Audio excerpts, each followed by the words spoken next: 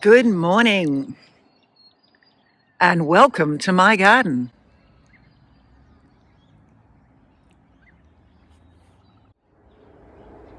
Wow, what a lovely way to be welcomed home. Gorgeous winter sunrise.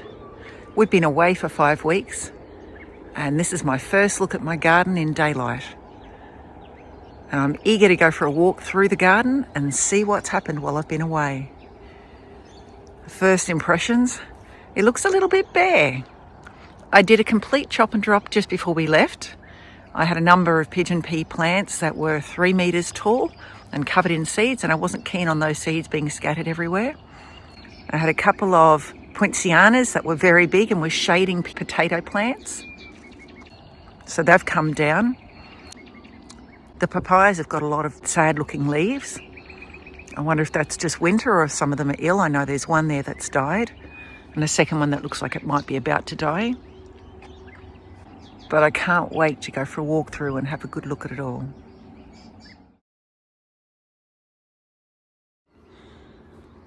It's winter here in southeast Queensland, with nights getting down to 0 and days getting up to 20, maybe 22 in some places. These tomatoes, when I left, they were just starting to grow bunches and I'd put bags over some of them. And wow, what a thrill. Look at these huge tomatoes. I've never grown so many tomatoes on a truss. That's beautiful. Society garlic starting to flower. I love their bright, happy purple flowers, and I love the sharp taste. Sharp's probably not the word. I like the spicy taste of the leaves. I had rosella plants here before we left, and they finished up, and I pruned them down. I saved this one for seed, and looks like there's some seeds in there ready to harvest. So when they dry out, when the dew from the night dries up, I can harvest that and save them. Contour 1 on the east. Yeah, the papayas aren't looking so good. So I wonder if that's because it's got dry again, so they're not all lush and green. We've got a lot of branches died off. I don't know whether the trees themselves are starting to die, but we'll discover that in time. I'll clean that up later. Still got some chilies, but my chili plants are going into dormancy for winter. So I can harvest the last of the chilies and prune that down. I'd prune it down to the new growth and get rid of everything above the new growth. Capsicum plants are not doing at all well. They clearly didn't like this season. Looks like there could be some deficiency in play here, but we'll discover that when time comes. My yacon has died off, so I should harvest that and see if I actually got anything from it. Oh good, the new little nectarine that I planted about a week before we left, it's alive. And this nectarine's gone into dormancy for winter, so it should sprout forward with new leaves when the season changes. The basil's in full seed. I've got some seed I can spread. This apricot is still looking fine. I'm glad I didn't lose both of them. As always, this chili plant is prolific and lovely. Round the back, its chop and drop has grown back so fast. The elderberry, oh, what happened here? Looks like this pigeon pea didn't grow back. That's interesting. That's one of my native plants there. With my papayas, I wasn't letting any of the side branches continue to grow, but with the fruit being so high that I can't reach it, I will actually allow one of those side branches to continue to grow. Got some seed pods coming on my pigeon pea, so I should prune that off because I don't want that to become prolifically spread all through this garden. One last zinnia. The rest of them have died off, so once again, when they dry out with the warmth of the day, I'll harvest those seeds and then I'll have zinnia for next year. Oh, I am so pleased to see my roses still alive. I grew these from cuttings. I don't know what varieties they are, but they're in the ground and they're happy and I'm happy. The asparagus. I thought asparagus was supposed to die down over winter. Well, I don't know so much. Looks like it didn't miss a beat. The only thing that slowed it down was the fact that I pruned it at the end of summer. Obviously, it wasn't ready for it. I let this garden go to weeds while we're away because naked ground is very bad for a garden Whereas with the plants in the ground, they'll be pulling carbon from the air and they'll be putting that into the soil, which will be feeding the microorganisms, and the mycorrhizal network will be growing strong. I can see the dwarf bananas that I transplanted here alive. So that's great. They're going to continue to grow. There should be another one directly behind this asparagus. Yes, beautiful. Mission success. So I will eventually clean up this garden bed, but I think my edible annuals will be my first port of call. Ha! Tomatoes growing everywhere. I love it. I love it so much. Yeah. Still got to move this full-size banana one day, but that's one day. It's lovely out here this morning. Man, I love this place. It's been fun seeing the world, literally the world. But I like this place. Okay, how are my grapes going? Okay, grapes do die down over winter, so I shouldn't take too much panic out of not seeing any leaf. But there is leaf, so I'm going to be very excited about that leaf. My windbreak row here. The tomatoes growing through it. Oh, that's fun. Okay, any more grapes? I don't think there were any left here. I think the only two left were at the very ends. Oh look, pumpkin's coming back.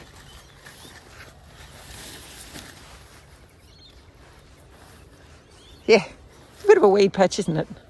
That's all right. It's all part of God's creation and it's all part of keeping the earth happy. I think this was the only other grapevine that was alive. It has no leaves at the moment. Okay, just before we left, I planted some arrowroot between my mangoes and custard apple. Let's see what survived. Yeah, okay. 1, 2, 3, they survived. Ah, that's something new. I don't know what that is. Could be frost. Yeah, it could be frost. We've had a couple of cold days here while we've been away. It could very likely be frost. So 1, 2, 3 that I planted here, they're alive. Custard apple, not so much. Hey, big boy. I've had him out this morning. He enjoyed coming out. He wasn't so keen on being picked up. He was very keen on company. Hello. You're still friendly. Yeah. Because we're a bit worried about how roosters can turn rather vicious, we told our house sitters, please don't get the rooster out of his cage. Do not open the door unless you're changing his food and water. And so, poor thing, he's had 5 weeks locked up with no contact. So we got to make sure he's going to stay friendly by spending lots of time with him over the coming weeks. Hey, big boy. Hello. Okay, let's go check out my hedgerow. See what's going on there. Okay, these mulberries are looking great. Apple, citrus, feijoa. Oh, that's such a pretty plant. Yeah, most of them are looking okay. Okay, the real test will be, what about all these ones down the bottom of the hill here that I shoved in the ground 2 weeks before we left and haven't been watered since. Apple, citrus, feijoa. Citrus, feijoa, citrus. Okay, so towards the end, the only plants I had in my shade house were feijoa and citrus. And it looks to me like they survived, even if with very small, slow growth. Oh, that's exciting.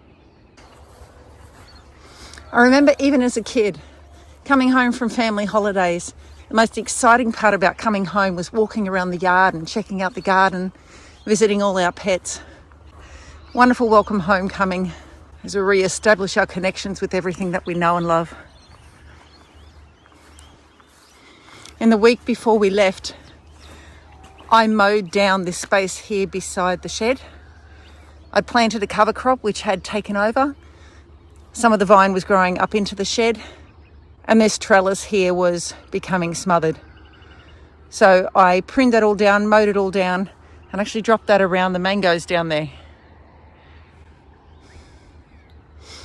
My archway is looking very naked. I'm going to have to do something with that. We did plant some sweet peas here before we left, and some other peas. And it looks like I need to train this pea plant back onto the trellis. And it looks like the sweet peas didn't do very well not being watered at all. Upgrading my watering system is definitely on my important list to do. Ah, my pond. I am so looking forward to having this all beautiful. Just before we left, my daughter and I removed the jaboticaba from that position there. So that semicircle, 2 metre diameter, that can all be cleaned out and dropped down to be level with this side here. So it's about 50 centimetres, about knee high. I want that level across the middle. We've got some rainbow lorikeets in the grevillea. That's honey gem. Good morning, birdies. Okay, what have we got here? Oh, look at that lovely lemon. That's a nice sized lemon. And what, we got 3 on the back waiting to ripen up. Beautiful. Oh, that's really good. Just before we left, I pulled a whole plant out of here and a whole plant out of here. I shoved one little plant in the side and they're growing well. Now, last season I learned that if we leave these flower stalks on here, the whole plant goes to flower stalks and this becomes woody and hard and you can't eat it. So I'm going to have to just pinch off all the flower stalks to get these shallots going. Looks like my carrot here went to seed. So I'll save that for seed for the next generation of carrots I grow. Oh, there's a caterpillar. You can come out. Oh, yeah, look at the lemon. It's covered in flowers. I gave this a prune not long before we left, and it looks like it's just going upwards and onwards. Volunteer tomatoes everywhere. My wedge garden on the north. Before we left, we had tomatoes here that were just starting to flower. It looks like we got more flowers. I'm going to have to put that back on the trellis. Oh, look at this truss coming. Beautiful, productive garden. The mulberry's losing its leaves for winter. Ah, and it's also coming back with new leaves for spring. Wow, this plant's doing really well. So I'm going to prune that down to encourage it to shoot its new shoots where I want it. For example, I don't want any mulberry branches coming into the centre. This one doesn't need to be here. These ones that have been pulled down by what was a bean plant. Looks like I've got some seeds. I'll let them dry and then I can harvest them. One of the things I was worried about by being away was that the bugs would eat my cabbages, and it looks like that's exactly what's happening here. I can't see the bugs at this stage, but there's plenty of evidence of them. Their droppings and the eaten leaves. It looks like my carrots here, some of these are going to be ready to harvest. That one, what is that one? That's a carrot gone to seed. Well, that one's gone too far. Yeah, okay, so a lot of these are going to seed, so I either need to pick them or I need to let them go to seed. It's got a fairly big head on it, but it's got a split root. Oh, that's got a nice size root on it. Yep. We'll be having carrots and maybe some cabbage before the bugs completely clean that one out. Okay, contour 1 on the north. This is the side of the garden that had some significant work done immediately before we left. It was lush and green and overgrown. So you can see the pigeon pea here. I chopped it off at knee height and it's got lots of new shoots, so that's good. That'll continue growing. Yeah, there's not much happening in this row. It's winter, of course, so nothing much grows in winter. The papayas don't look good. They don't look good at all. Okay, what's happening around the back here on contour 1 on the north? Looks like we got a couple of brassicas that decided to come up. And they're potatoes from last season and a carrot. My rainbow chard is still looking happy. Lots of carrots going to seed here. I'm definitely going to have to harvest what I can. They're still small. Yeah, I became convinced this garden is low on nutrients.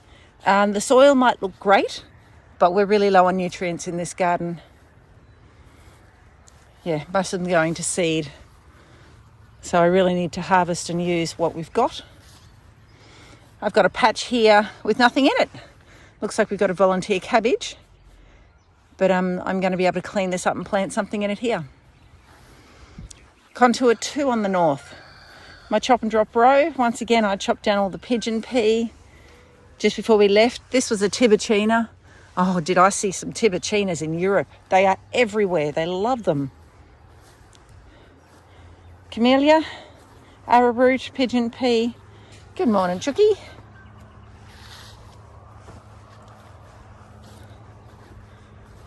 Yeah, my chop and drop row needs some replacement plants. How are my avocados going? Looking all right. It is winter, so I wouldn't expect them to be adding a lot of growth to their height at this stage. They look much the same as they did when I left them. These garlic, however, they look a bit better. Some weeds that are trying to grow in amongst them. I'll have to deal with that. So these were onions. These were also onions. Oh look, a volunteer lettuce. That's lovely. Potatoes. I had a number of potato plants planted along here, and this great big poinciana here was shading them. So that came out before I left, and I haven't seen them since. Looks like they're appreciating the sunlight. This was giant black Russian garlic. And this was some other garlic that I bought from the local fruit and veg store. So each of these potato varieties was different from the one planted beside it. Oh, look at that parsley. It wasn't keeping up with me before we left, so nice to see I can start using it again. These carrots I planted after I harvested potatoes. And this is some more garlic that I planted here. Yeah, this area is a lot different since I cleaned it all up. I think we might even have some matting grass growing, which is okay. I haven't figured out what I'm going to do with this area. I know what I want to do with the side here, retainer wall, and plant my blueberries in the ground in a secondary retainer wall. I'm really looking forward to having that happen, but that'll happen one day. So they've survived okay because they're in pots. They don't have access to the ground and they don't get a lot of water. So they're actually doing pretty well compared to what I expected. Got some flowers coming here and some fruit. Oh, look, my first blueberry. Oh, yeah. Contour 3 on the north. I don't know if you can tell just how high this chop and drop row is now. That's still about knee high. So it was about waist high when I finished chopping and dropping everything before we left. But all this organic matter came from this poinciana that was huge. It was shading all of the potato bed. Now it's keeping the moisture in the ground. It's giving habitat for beneficial insects. Okay, just before we left, we visited Toowoomba and I picked up a stack of seedlings from there. And I put them in the ground. They probably had good watering while I was away because there's a water system, and I did ask the house sitter to run it for me. But my question was, how are they going to go with all the bugs? And there you go. That kale plant is completely bug eaten. I don't know if it's going to survive. As is the pak choi. That cabbage. Yeah, right. Okay. Maybe this coming season I'll learn my lesson and finally get around to covering my brassicas, because if I don't cover them, clearly I don't get anything from them. And passion fruit's still trying to climb that plant. It doesn't have any side shoots, so it's a bit hard. So I keep tangling the branches, helping it go up. Looks like we got a good crop of parsnip coming on. I'm loving it. Hey, I've got a broccoli head. Oh, lovely. Oh, we need to have that for dinner tonight. Yeah, it probably should have been picked about a week ago, but that looks good. I'm happy with that one. And then these secondary heads here will continue to grow and form, and I should be able to get a second harvest out of that. What's going on in here? Oh yeah, that's a wonderful example of a completely bug-eaten cabbage. That was a sugar loaf. Looks like I'm not going to get anything much from that. I guess if I pick it now, we might be able to use some of the outer leaves in a yummy coleslaw. Fennel. I've never grown fennel before. These I grew from seedlings, just 2. And they're looking very healthy. I think you can eat I don't think it damages the growth of the fennel for you to start picking off the leaves as it's growing. Silver beet doing great here. Sweet potato, I'm glad to see it didn't smother everything in the 5 weeks I was away. Looking very subdued. I harvested in the week before we left, so I did stomp over it and chop bits out. I guess it does slow down at times. Looks like my coffee plant's got some new shoots coming on it too.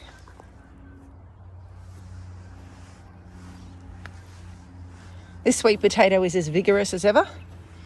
My fig plant looking all right.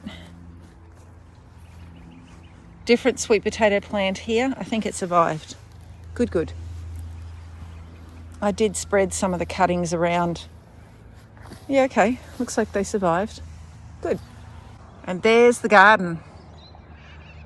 Oh, it's so nice to be home. I saw lots of different gardens while we were in Europe and gave me lots of ideas, lots of things that I saw that I could try to replicate. Thanks for walking around my garden with me and enjoying the first look after 5 weeks of not seeing it. Happy gardening, everyone.